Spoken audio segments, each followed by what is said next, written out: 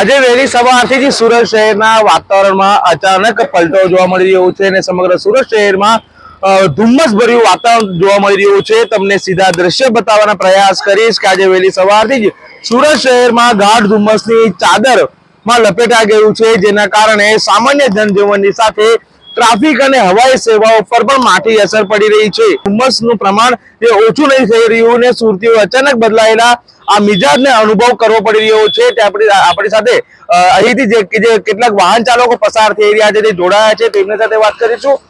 તમારું નામ જણાવજો।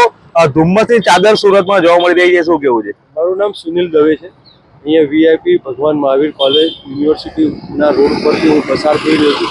વાત કરીએ તો આજે ગાડી ચલાવવા માટે બી બહુ તકલીફ પડી રહી છે અને સુરતની વાત કરીએ તો આવું વાતાવરણ બહુ જ જવલ્લે જોવા મળતું હોય છે, કારણ કે શું છે કે સુરતીજનો મોડી રાત સુધી જાગતા હોય અને દિવસ એમનો બહુ મોડો પડતો હોય છે। આજે રવિવાર છે, એમાં બી સોનામાં સુગંધ પડે એવી પરિસ્થિતિ છે, કારણ કે 12 વાગ્યા પહેલાં કોઈ ઘરની બહાર નીકળે અને કુદરતે આજે જે આ નજારો જોવા મળેલો છે એમાં જોવા જઈએ તો કાશ્મીરની ફિલિંગ આવી રહી છે। એક બાજુ સારી વાત બી છે અને ખોટી વાત એ છે કે ગાડી ચલાવવા માટે તકલીફ પડે।